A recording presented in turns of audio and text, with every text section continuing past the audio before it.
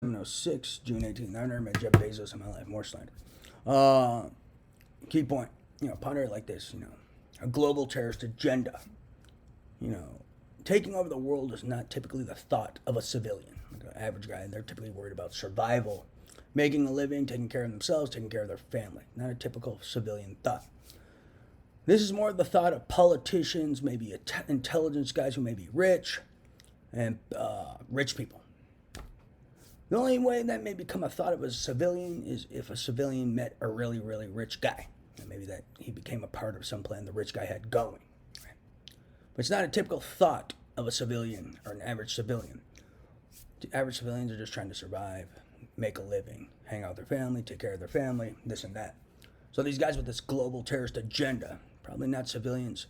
And if there are civilians involved, they probably met some rich people, and there's rich guys involved, or some politicians, and that's where this thought came from. And that's where they developed this idea they could pull that off. So that's a key point. Because a lot of people aren't going to waste their time with something they're not capable of doing. A civilian, he's got who's a thousandaire, he's going to take over the world. I mean, it's going to be, taking over the world requires a lot of resources. Typically, people try to do what they're capable of doing. No one's going to try to take over the world with like $100,000. No weapons, no army, no military, nothing. Probably wouldn't work out.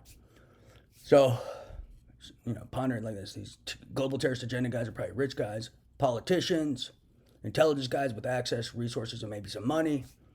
And then if there's civilians involved, some of these guys may have met some civilians and put this idea in the civilians' heads, and then the civilians got grandiose because they know person X, and that's how they got pulled into this global terrorist agenda. Key point.